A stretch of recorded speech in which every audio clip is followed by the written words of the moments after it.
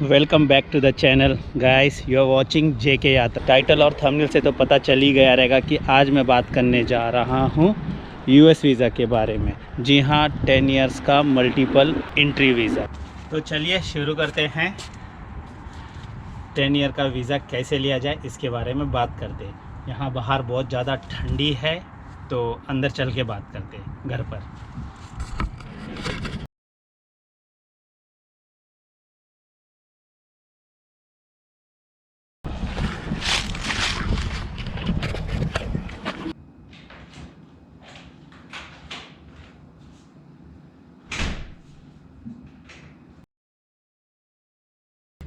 तो बाहर बहुत ज़्यादा ठंड है, यहाँ पर बैठते और आपको सारी डिटेल पॉइंट टू पॉइंट इसके 3 स्टेप्स है, तीनों स्टेप्स, और कुछ भी गलती नहीं करना। तो तीनों स्टेप्स को शुरू करते हैं। यूएस वीज़ा पाने के लिए आपको डायरेक्टली काउंसलेट में अप्लाई करना है या तो एम्बेसी में अप्लाई करना है। इंडिया में एम्बेसी सिर्फ एक ही जगह है, दिल्ली में, और बाकी के 4 है काउंसलेट। जी हाँ, जनरल काउंसलेट। दिल्ली को छोड़ के मुंबई, कलकत्ता, हैदराबाद, चेन्नई में यूएस जनरल काउंसलेट है। यूएस वीज़ा किसी को भी आउटसोर्स नहीं कराती, जैसे कि वीएफएस, यूरोपियन यूके वीज़ा लेने के लिए आपको वीएफएस करना है। वीज़ा पाने के लिए आपको डायरेक्टली उनके वेबसाइट पे जाके अपॉइंटमेंट लेना है और वहाँ से अप्लाई करना है, और वहाँ पर आपको इंटरव्यू अटेंड करने भी जाना है।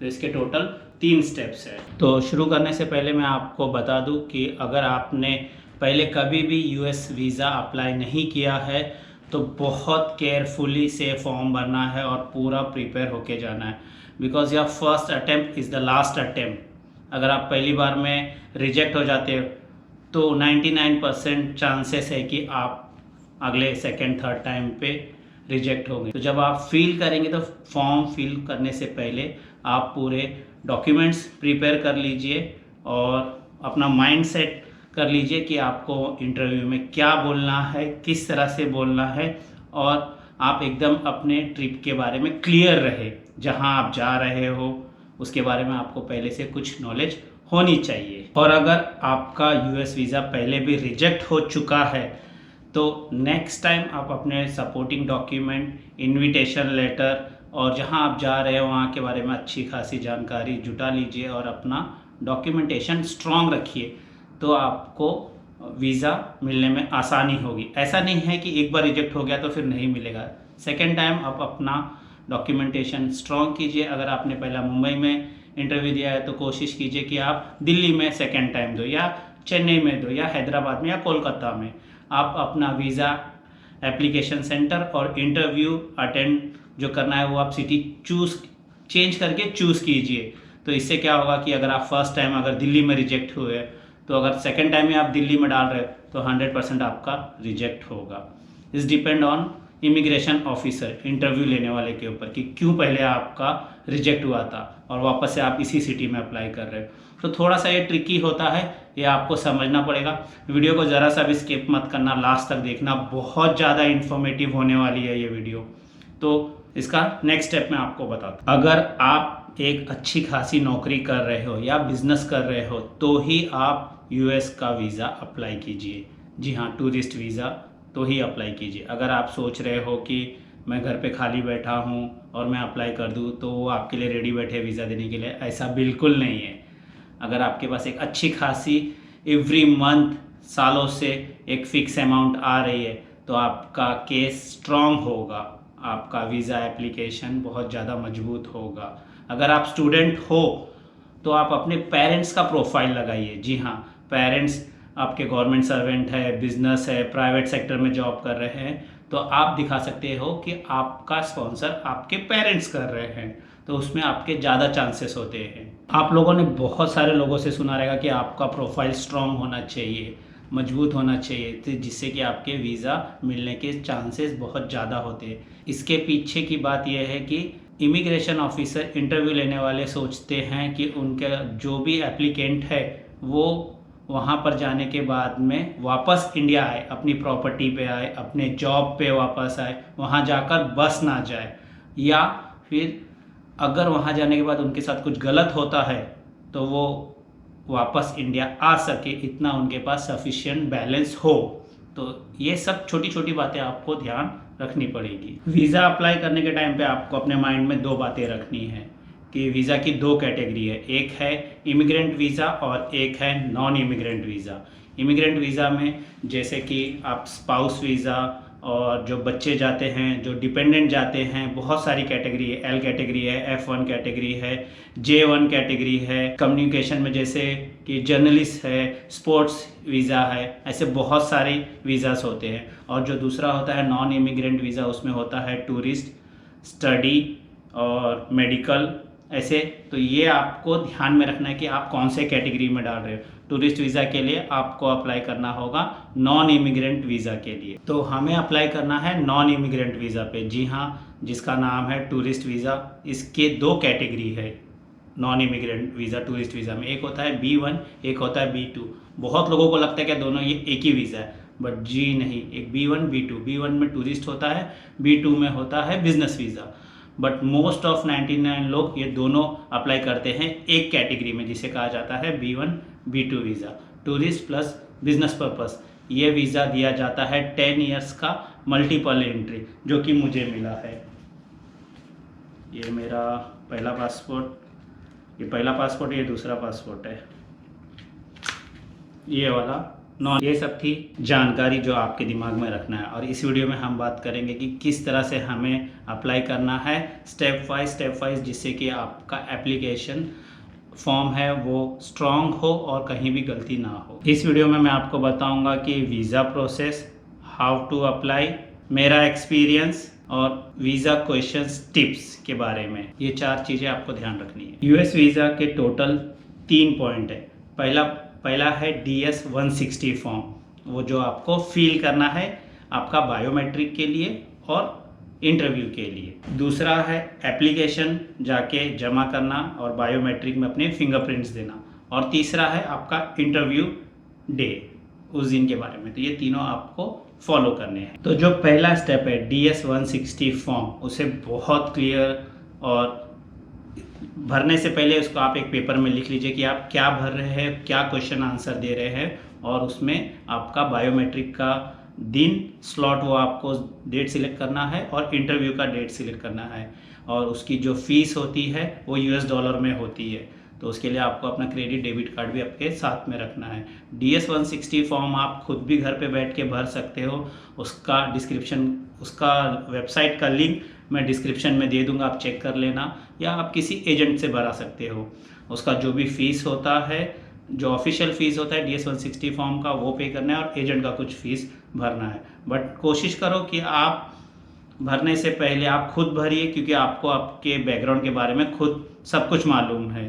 तो जब पहला स्टेप्स पूरा हो जाता है DS 160 फॉर्म और डेट और अपॉइंटमेंट फ़ीस भरने के बाद में, तो दूसरा और जो तीसरा स्टेप्स है उसके लिए आपको खुद जाना पड़ेगा अपना आई स्कैन कराने और फिंगरप्रिंट्स कराने और एम्बेसी में इंटरव्यू अटेंड करने के लिए। DS 160 फॉर्म के अंदर में आपको आपका नाम, आपका जेंडर, आपका घर का पता, आपके पिछले 10 साल का एड्रेस कि आप कहाँ कहाँ रह चुके हो, आपके पिछले 10 साल का वर्क एक्सपीरियंस, आप कौन सी कंपनी में काम कर चुके हो, आपके एम्प्लॉयर का नाम, वहाँ का एड्रेस, वहाँ का कॉन्टैक्ट नंबर, और आपके फैमिली डिटेल्स डालना पड़ेगा। फैमिली डिटेल्स में ये होता है कि आपका कोई रिलेटिव US में रहता है, अगर रहता है तो वो कहाँ रहता है, कौन से स्टेट में रहता है, उसका नाम और उसके कॉन्टैक्ट डिटेल्स। फिर स्टेप्स होता है DS 160 फॉर्म में कि आप कौन से मंथ और ईयर में ट्रैवलिंग करने वाले हो, तो वो डेट और टाइमिंग आप सब वहाँ पे एंट्री कर दीजिए। बट कभी भी US वीज़ा इसके लिए टिकट, कंफर्मेशन टिकट नहीं मांगता है, ना ही होटल बुकिंग डालता है। सिर्फ DS 160 फॉर्म में ये भरना रहता है कि आप कौन से स्टेट में लैंड करेंगे और कौन से मंथ में लैंड करेंगे, कौन से मंथ में आप एग्ज़िट करेंगे और कहाँ से एग्ज़िट करेंगे, कौन सा स्टेट आपको घूमना है, ये सारी डिटेल्स उसमें भरने पड़ते हैं। अगर आपका कोई भी रिलेटिव या कोई भी पहचान वाला नहीं है तो आप होटल बुकिंग, जहाँ पे आप जिस स्टेट में जा रहे हैं वहाँ का आप होटल का एड्रेस डाल सकते हो कि आप यहाँ पर जा रहे हो और इतने दिन के लिए जा रहे हो। DS 160 फॉर्म में आपके सोशल मीडिया अकाउंट्स के डिटेल्स भी मांगे जाते हैं। तो बी केयरफुल गाइस, जब भी आप कुछ सोशल मीडिया में यूएस के बारे में कुछ पोस्ट या लिखते हो या शेयर करते हो तो बहुत सोच समझ के रीपोस्ट या लिखना चाहिए यूएस गवर्नमेंट के बारे में या यूएस के बारे में। तो DS 160 फॉर्म में आपको अपनी पूरी जन्म कुंडली भरनी होती है।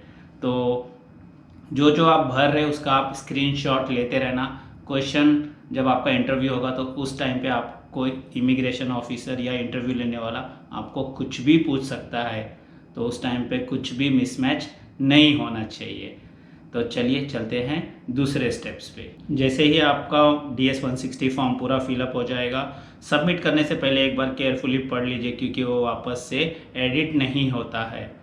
तो जब भी आप फाइनल सबमिट करेंगे तब आपको पेमेंट ऑप्शन मांगेगा। पेमेंट ऑप्शन के लिए आपको लगेंगे $160, जी हाँ $170 उसके हिसाब से आप स्क्रीन पे देख लीजिए कि क्या अमाउंट आ रहा है इंडियन रुपीज़ में और कन्वर्ट कर लीजिए उस अमाउंट को। तो दूसरे स्टेप्स में आपको आना पड़ता है वीज़ा एप्लीकेशन सेंटर में। वहाँ पर आपका जो DS 160 फॉर्म है वो आपको वहाँ पे सबमिट करना होता है, जिसका फ़ीस आपने $160 भरा है उसकी एक रिसिप्ट मिलती है। वो रिसिप्ट वहाँ पे आपको दिखानी रहती है।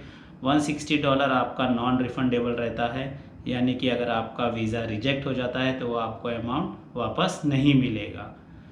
तो जब आप वीज़ा एप्लीकेशन सेंटर जाएंगे उस दिन आपके पास सिर्फ एक क्लियर एक बैग होना चाहिए। उसके अंदर आपका DS 160 फॉर्म, आपका पासपोर्ट, एक वाइट बैकग्राउंड का 2 वाइट बैकग्राउंड के फ़ोटो जिसमें आपका फेस 80 to 90% दिखाई दे, और एक पेन लेके जा सकते हो। अंदर कोई भी इलेक्ट्रॉनिक डिवाइस अलाउड नहीं है, यहाँ तक कि फ़ोन भी अलाउड नहीं है।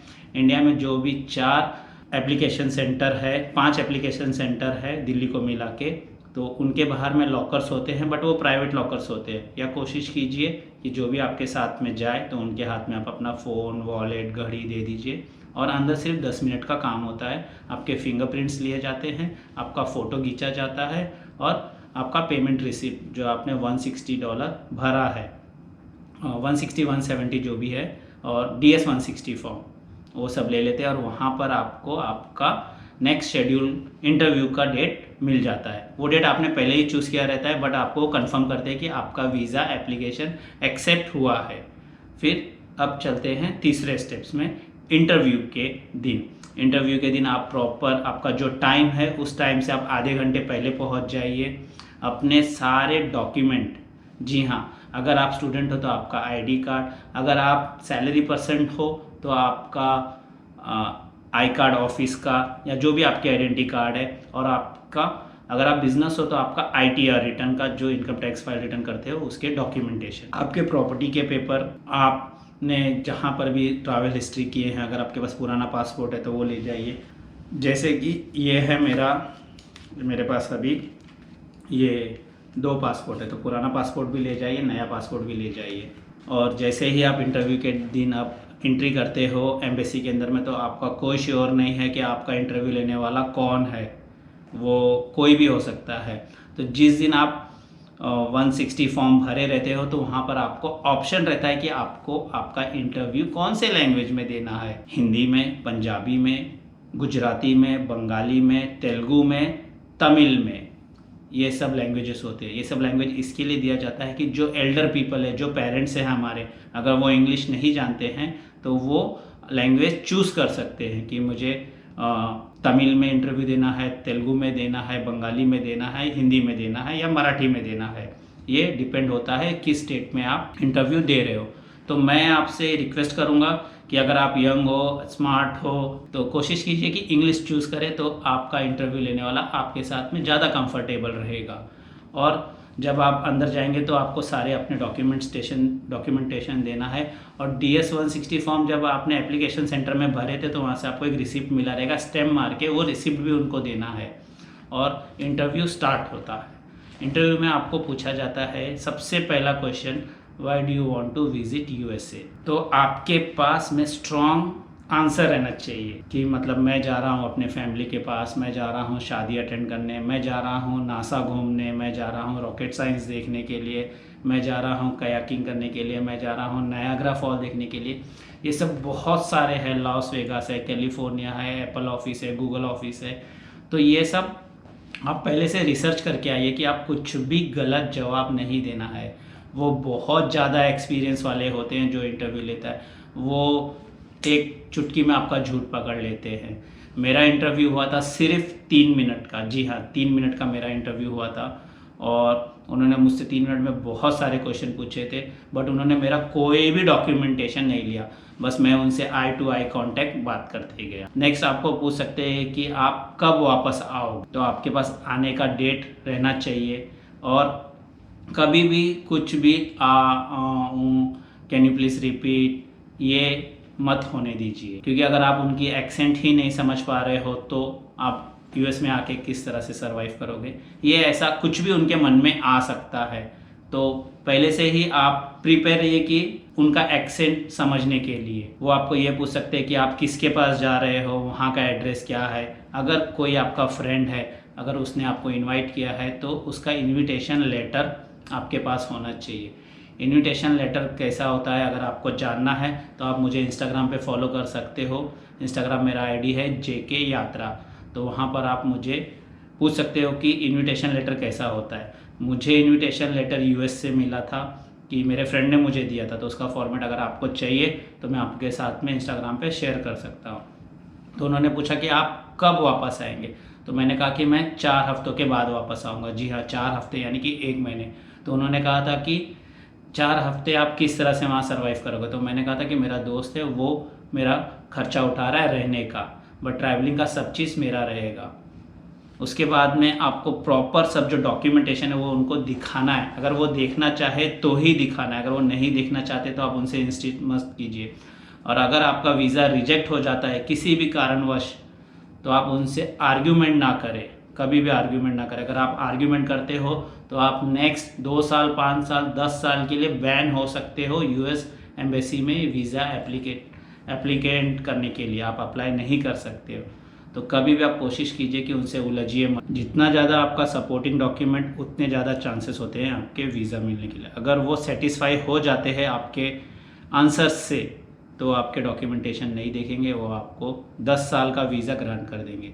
बट ये श्योर नहीं है, जी हाँ मैं ये वापस से रिपीट कर रहा हूँ कि ये श्योर नहीं है कि वो आपको 10 साल का ही वीज़ा देंगे। वो आपको आपके डेट के हिसाब से भी वीज़ा दे सकते हैं, कि अगर आपने लिखा है मैं जून से अगस्त तक जा रहा हूँ तो आपको 1 साल का ही वीज़ा देंगे, 3 साल 5 साल या 10 साल का। बट मोस्ट ऑफ केसेस में B1 B2 वीज़ा को 10 साल का वीज़ा मिलता है, जैसा कि मुझे मिला 10 साल का वीज़ा। मेरे केस में ये हुआ था कि मुझसे पूछा गया कि आप इसी मंथ में क्यों जाना चाह रहे हो, तो मैंने भरा था कुछ अक्टूबर के टाइम पे। तो मेरा जो ट्रैवलिंग डेट था वो क्रिसमस के 1 हफ़्ता पहले था। तो मैंने कहा था कि मुझे वहाँ क्रिसमस सेलिब्रेट करना है, देखना है, न्यू ईयर देखना है, टाइम स्क्वायर में जाना है, और वहाँ का जो टाइम स्क्वायर जो बहुत फेमस है वो मुझे देखना है कि वहाँ पर न्यू ईयर किस तरह से मनाए जाते हैं। तो वो एग्री हो गए और उन्होंने मेरा पासपोर्ट रख लिया। अगर वो आपका पासपोर्ट रख लेते हैं तो इसका मतलब कि आपका वीज़ा आपको मिल जाएगा, और अगर आपको आपका पासपोर्ट रिटर्न कर दिया एक स्लिप के साथ में तो समझना कि आपको वीज़ा नहीं मिलेगा। तो आप थैंक यू बोल के वहाँ से निकल जाइए, आर्ग्यूमेंट में मत पड़े। तो कॉन्फिडेंट रहिए, सपोर्टिंग डॉक्यूमेंट प्रॉपर लगाइए, वेल ड्रेस से जाइए, अच्छे से बात कीजिए और उन्हें क्लियर जवाब दीजिए कि आप इतने दिन के लिए जा रहे हो और इतने टाइम में आप वापस आ जाओगे। अगर ये वीडियो आपको अच्छा लगा तो लाइक करना, शेयर करना और कमेंट करके ज़रूर बताना। चैनल पर अगर नए आए हो, फर्स्ट टाइम आए हो, तो सब्सक्राइब करते हुए ज़रूर जाना। ऐसे ही मैं बहुत सारे इन्फॉर्मेटिव वीडियोस आप लोगों के साथ में शेयर करता रहूँगा, लाता रहूँगा। तब तक के लिए जय हिंद।